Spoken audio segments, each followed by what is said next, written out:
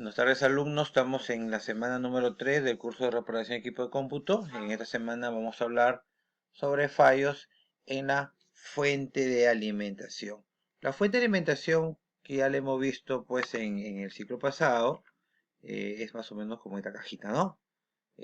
¿Cuál es la función principal de esta fuente de alimentación? A ver quién me puede indicar cuál es la función principal de esta fuente de alimentación. ¿Qué es lo que hace? ¿Cuál es su funcionamiento en el computador? ¿De qué se encarga?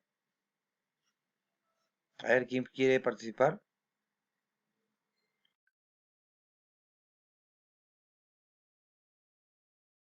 Alexandro,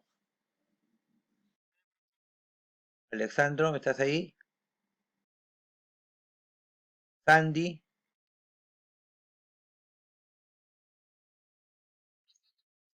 a ver, Sandy, ya, a ver, Alexandro primero, ¿cuál es la función principal? ¿De qué se encarga la fuente de alimentación o la fuente de poder? Esta imagen que ustedes ven acá. ¿Cuál es la función principal?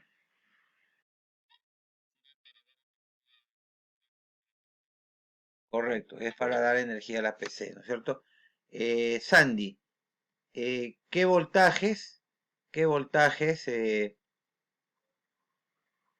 convierte esta fuente de alimentación? ¿Te acuerdas, Sandy?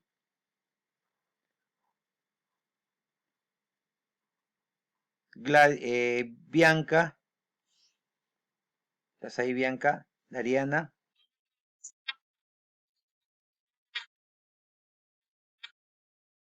ya, ingresa a 220 voltios, ¿no? Por acá, ¿no? A través ¿Y sale cuánto? No, sale voltaje de 5, de 3.5 y de 12 voltios, ¿no? Tres tipos de voltaje, ¿no? Sí, de 5 y de 12, ¿no? El de 5 voltios era rojo con negro, ¿no? Y el de 12 voltios era amarillo con negro, ¿sí? Pero bueno, y esa, como te digo, cuando se tiene fallas en esta fuente de alimentación, eh, pues se debe a algunos problemas eléctricos como pueden ser, por ejemplo, los picos, ¿no? ¿Qué son los picos?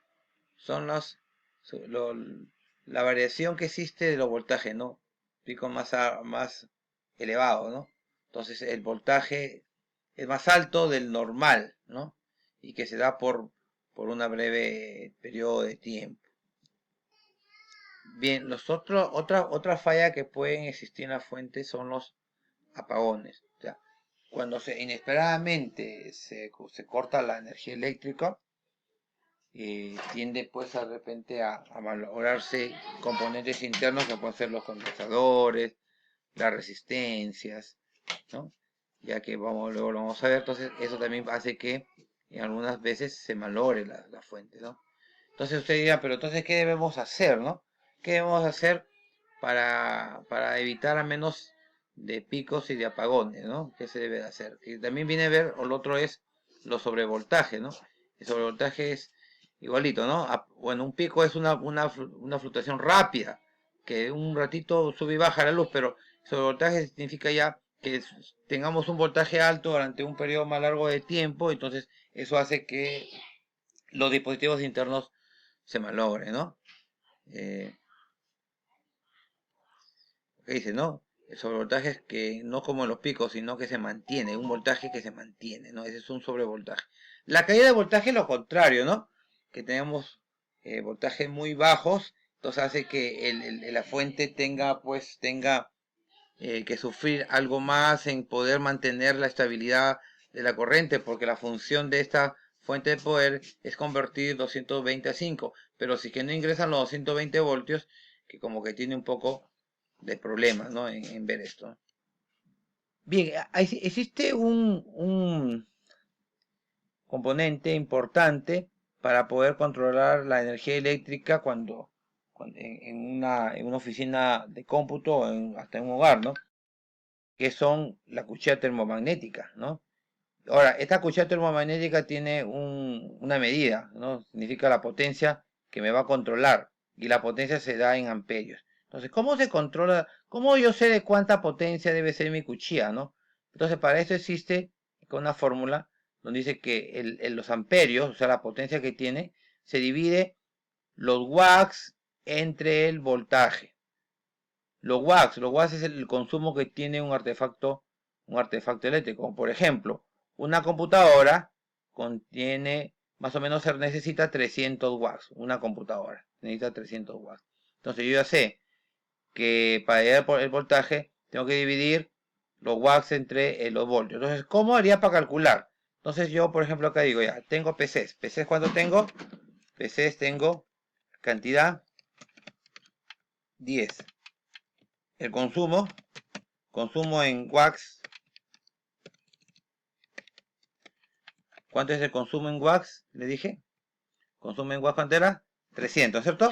300. Entonces, ¿cuál sería el consumo total? El consumo total, ¿cuánto sería? Consumo total, ¿qué operación hago? ¿Qué hago? ¿Qué operación? Multiplico, ¿no? ¿Qué multiplico? Algo así. En Excel, ¿qué hago así? En Excel hago así. Igual, miren, igual esta celda por esta celda. Miren, estas dos celdas. La celda B2 por C2, enter. Entonces necesito 3000. Ese es el consumo. Entonces este consumo, lo pone en un colorcito. Para llegar, ahora necesito saber los voltios. ¿Cuántos voltios hay en Perú? 220. Entonces, la potencia que es los amperios que necesito, ¿qué hago? ¿Qué divido? ¿Divido qué? Y le pongo igual el total de consumo entre los voltios. Ya, exactamente. Entonces, este es el resultado. Entonces, ¿de cuánto debe ser mi cuchilla? Mínimo de 14. 14 amperios. Redondeando, ¿no? Redondeando debe ser 14 amperios. ¿Cómo redondeo? Aquí le pongo para redondear, le ponemos acá así, ¿ve? Le pongo una fórmula. Redondear. Redondeamos esta operación con 0 decimales. Ahí está. ¿Cuánto debe ser entonces? De 14. 14. Entonces, lo mínimo que debe ser mi cuchilla debe ser de 14 amperios, ¿no? Entonces ya, bueno, entonces yo me aseguro y me compro una cuchilla de 20, ¿no es cierto? Porque, por ejemplo, por ahí necesito también tener el switch, que el switch es la red para... hay de 30, 40, 50, 60, sí. En una casa también es muy importante eso, jóvenes, porque en una casa usted dice, ya, ¿cuánto de artefacto tengo? ¿Cuánto consumo en mi casa? Ya, mi foco, ¿cuántos focos tengo? 10. ¿Cuánto consume cada foco? ¿Qué más tengo? Un televisor, ¿qué más? Una refrigeradora, ¿qué más? Un equipo. O sea, yo comienzo a ver cuánto de carga eléctrica puedo tener en mi casa y me compro la cuchilla más adecuada, ¿no? ¿Se dan cuenta? Entonces es importante saber cómo calcular la potencia que se necesita tener para una cuchilla termomagnética en un hogar, ¿no? Para una oficina de cómputo, bueno, ya tan solo veo los equipos informáticos. O sea, debe haber una cuchilla exclusiva para el ambiente del centro de cómputo, ¿no? Y ahí hago esa fórmula, ¿no? Digo qué cantidad necesito, cuánta cantidad de equipo necesito, cuánto watts consume cada equipo, calculo el total y eso lo divide entre la cantidad de voltios. ¿Sí? ¿Está claro hasta ahí? Ya, entonces para remediar el problema de picos de energía eléctrica se puede utilizar un supresor de picos, como he visto acá, ¿no? De supresor. ¿Está? Este supresor de picos. Para problemas de sobrevoltaje, que voltaje, un estabilizador. ¿El estabilizador cuál era? Por aquí vemos el estabilizador. ¿Está? Son los estabilizadores. El estabilizador mantiene la energía, ¿no? Y para problemas de apagones podemos utilizar un UPS. Un UPS es una batería que en caso cuando se va la luz, entra a funcionar de tal manera que la computadora no se apague y luego ya puedo apagarla correctamente para que no se dañe la fuente de poder. Estos UPS necesitan tener saber de cuánto consumo voy a querer. Por ejemplo, si tuviéramos 10 computadoras, un switch, un router, una impresora, necesitamos 4000 watts más o menos, ¿no? 4000 watts aproximadamente que necesito de consumo del UPS para que se mantenga encendido todos los equipos, ¿no? Entonces es una batería que entra a funcionar cuando la luz se va, ¿no?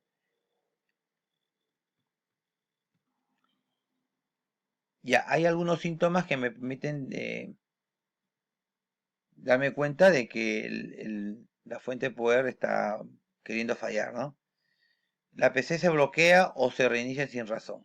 De repente a todos nos ha pasado, ¿no? Que estoy trabajando y mi computador está que se reinicia ya varias veces.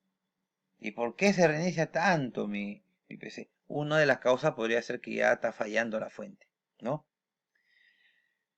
Se producen demasiados fallos en los discos duros, en el acceso a los archivos. Ojo, miren la energía, mira, la fuente de poder, al no transmitir bien la corriente eléctrica a todos los dispositivos internos de la computadora, entonces hacen que también ellos se malogren. Entonces, mira cuán importante, mira hasta dónde puede afectar los componentes, como por ejemplo el disco duro, que la fuente de poder esté fallando, ¿no? Mi fuente de poder no está transmitiendo correctamente los voltajes y miren, ya está causando una, una falla en mi disco, ¿no? Entonces, hay que tener en cuenta eso, ¿no? Otra causa, otro síntoma, que existen errores en la transmisión de datos entre los nodos de una red. Miren, también, ojo, tengo mi red y estoy enviando información de un punto a otro punto en mi red local y mucha pérdida de datos. Entonces podría ser que también que los voltajes están fallando, ¿no? Las luces oscilan y su intensidad varía. Todos los equipos electrónicos, como la laptop, la PC, siempre tienen indicadores. Los LED, ¿no? Los LED, así, los foquitos se podrían decir que son los LED. Cuando hablamos de luces, estamos hablando de esto, ¿no? Así, ¿no? Se conoce el LED, ¿sí, no? Los foquitos no, por ejemplo, hay focos de encendido, hay focos de cuando el disco está trabajando, hay focos cuando la red también está trabajando. En la PC siempre tiene, a través de foquitos indica que si se está haciendo algún proceso, ¿no? Dentro del equipo, ¿no? Entonces, cuando esos foquitos ya se están deteriorando, podría ser que también la fuente no está transmitiendo la corriente eléctrica como debe ser, ¿no? Y aquí tenemos, ¿no? Algunos de los supresores de voltaje, que eran los supresores de picos. Tener los estabilizadores, que son los sistemas de alimentación interrumpida. UPS, son los UPS, ¿no? Después los SAI en castellano, y en inglés se llama UPS, Sistema de Alimentación Ininterrumpida. En castellano SAI, SAI, y en inglés se llaman UPS, ¿no? Que es lo mismo acá. Sistema de Alimentación Ininterrumpida acá, ¿no? Sistema de Alimentación Ininterrumpida, los UPS, ¿no? Bien.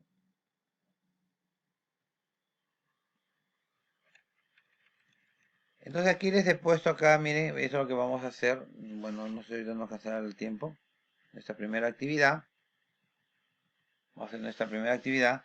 Dice, cuando encendemos el ordenador y no enciende ningún LED, o sea, ni un foquito, ni los ventiladores, ni se emite ningún pitido, hay que pensar que el fallo puede estar en la fuente de alimentación. Miren, entonces, ¿cómo verificamos que la fuente esté bien? ¿Cómo saber?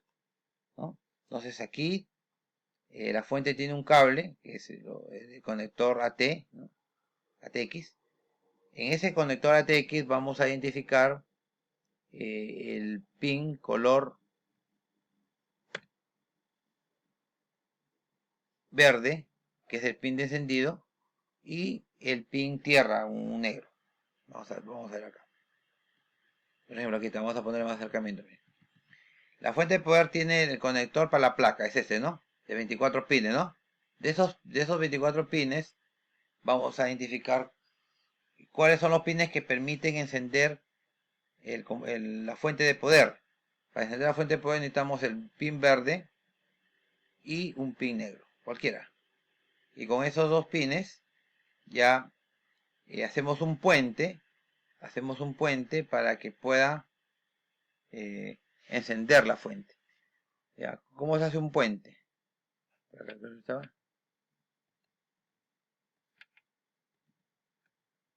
me olvidé, aquí va a ser.